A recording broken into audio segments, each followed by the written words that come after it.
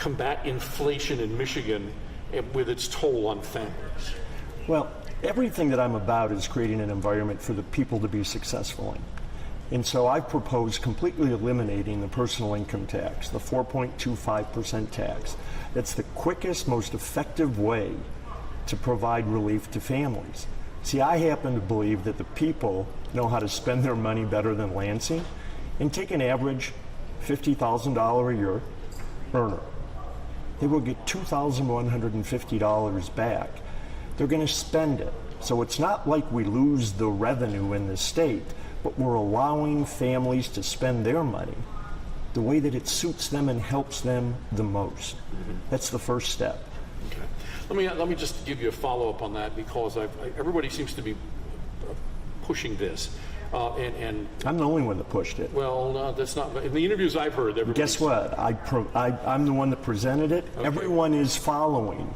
Okay. And they're following a leader. Okay. And that's how I'm different than the other candidates. Well, let me ask this question then. In as much as the business editor, I would certainly want to see the tax removed. But how do you propose backfilling the lost revenue? Well, let's do the numbers. Rick Snyder's last budget was $55.4 billion. This budget that just got passed was roughly $77 billion. If I give the people back $12 billion, what's the difference? Over $9 billion. We would have the largest budget in the history of the state pre-COVID by over $9 billion. And that's before we recoup taxes on the $12 billion that the citizens will spend. That's before we garner additional revenue from the people who leave the state of Michigan for 6 months and 1 day to avoid paying personal income tax. And that's before we start attracting people to Michigan, the most beautiful state in America. Okay, well then let's follow up on that with the next question, which is, what is your plan to improve Michigan's economy and the attendant out-migration the census tells us is happening? Yeah, we lost 16,000 more people last year than we gained. And Michigan traditionally has been a net loser. I'm going to go back to the 9 states that don't have personal income tax. All of those states outperformed us in economic activity during COVID and post-COVID, and all of them outperformed us as far as population. There's a correlation that if we create an environment in a mobile society that's attractive to people, we will maintain the people that we have, and people will come. And again, the resources of Michigan, I'll put them up against anything. Okay. New poll shows Michiganders are in favor of legalized and regulated abortion in the state. How would you move forward on that? Well, I personally am pro-life. I have the same position as Donald Trump and Ronald Reagan. Okay? I believe that Roe v. Wade was wrong 50 years ago, just like Ruth Bader Ginsburg believed that it was wrong 50 years ago, and that it should be determined by the state. At the end of the day, it's not the governor's role to tell the people of the state how or what to do. They have elected representatives. It's called our legislature, and I'm going to work with our legislature. The people have an opportunity to speak.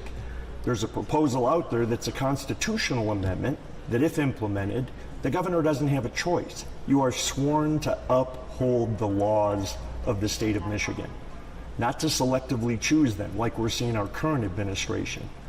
So you have to balance your personal beliefs with what the will is of the people. And I'm going to follow the process that has worked and served America for over 240 years and not get hypothetical. Let's see what the people feel. Okay. Was the 2020 presidential election stolen? I have not seen conclusively 154,000 plus 1 ballots. There is irregularities that have been noted.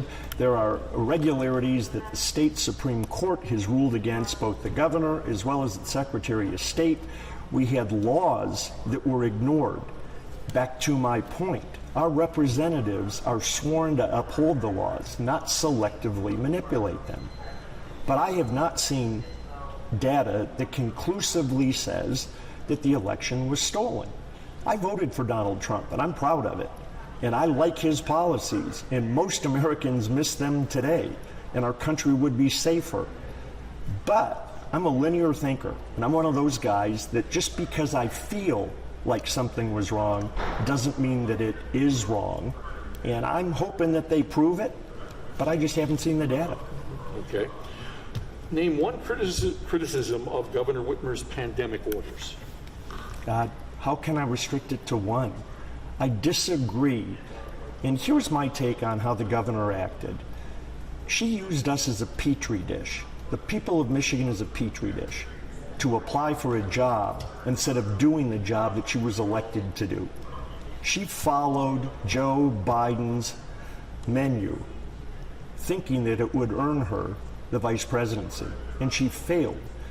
But there was a cost to the people of Michigan. There was a cost to our seniors. There was a cost to our businesses. There was a cost to our families. There was a cost to our children, both educationally and their mental health. There's a whole bunch of things that I disagree with. So I'm sorry that I can't say one. I'd like to put it all into a package, but let's just say this. I vehemently disagree with about 90% of what she implemented. Mm-hmm. Okay. What is the one thing that you do to work with Democrats in the state? I've always been able to work with people. I've had private businesses and I've participated in public companies. I've been in automotive, I've been in healthcare, and you know what? I've also been in Lansing for over 30 years. I believe that when you are an elected official, you are responsible to represent everybody. And I happen to think that the issues that I'm running on, which is a business climate, an educational environment, and honest and fair elections, that all benefit the people of Michigan, not just Republicans, not just Democrats, all the people of Michigan, that we're going to take a common sense approach, and I'll go into a room with folks like I have my whole career, and we're going to come out and we're going to move this state forward, and it's going to be significant. The people will see it, they'll feel it, and the people that visit Michigan will want to come back because it'll be a special place. Okay. Where do you think the COVID relief money, the $7 billion that's left, where should that go?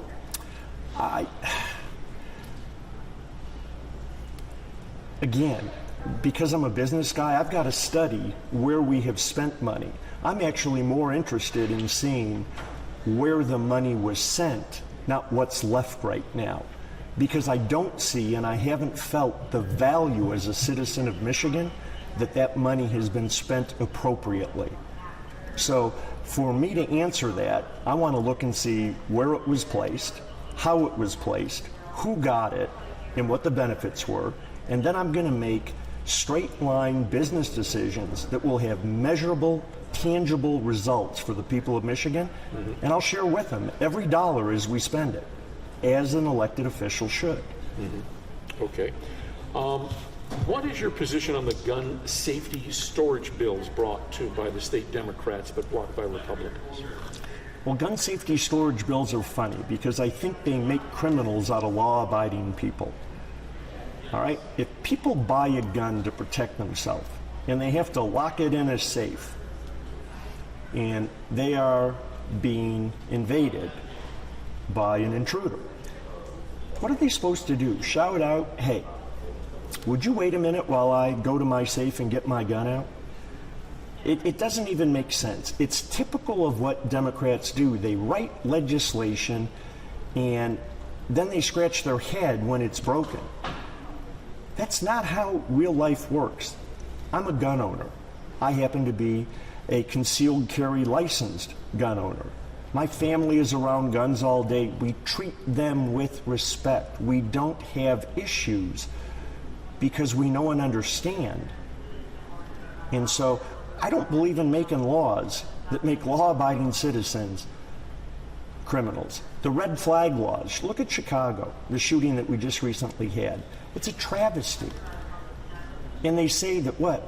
One of the most restrictive states in the country, that the shooter violated, 127 laws? It just goes to prove that people with ill intent are going to do bad things, and they break laws. They don't have to worry about law-abiding citizens. You know, it's interesting. People always talk about what bad people can do. Michigan, back in the 20s, had a horrific event. There was a gentleman outside of Lansing that decided he was going to kill a lot of people because he was angry. And it's the largest mass killing of children in the history of America. And what that man did is he strategically located explosives and blew up a school and blew up a vehicle and killed over 39 children. He didn't use a gun. He had ill intent. And people need to recognize that it's not the gun, it's the person, and we need to have laws and rules to assess people and that are enforced to prevent these types of tragic events from happening in the future. We got a long way to go and some hard decisions to make. Why is your leadership style better than Governor Whitmer's? Because I'm inclusive.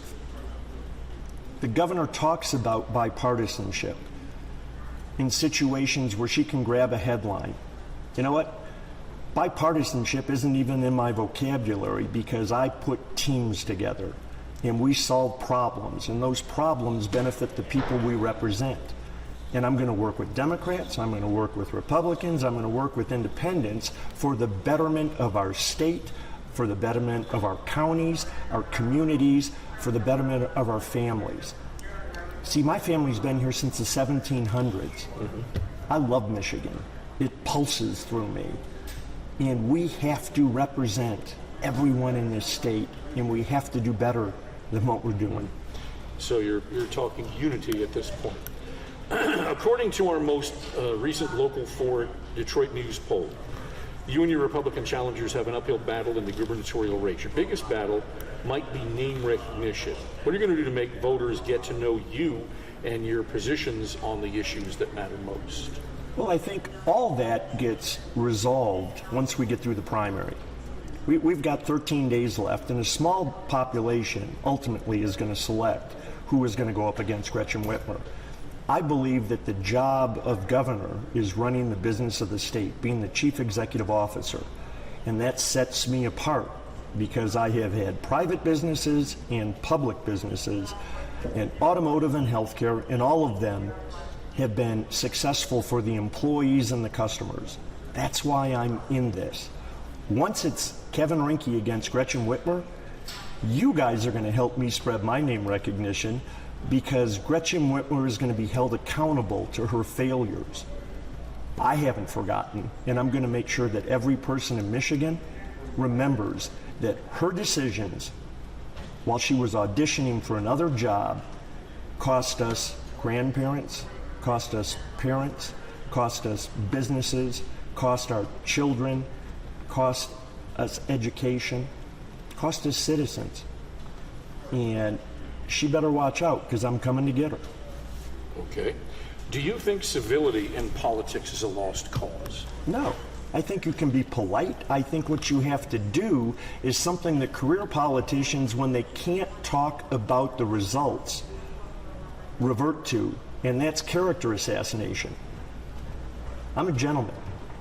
I'm a tough negotiator, and I'm proud of that. And I'm going to represent the people, not the politicians, well. So, I'll be civil. I'll be direct.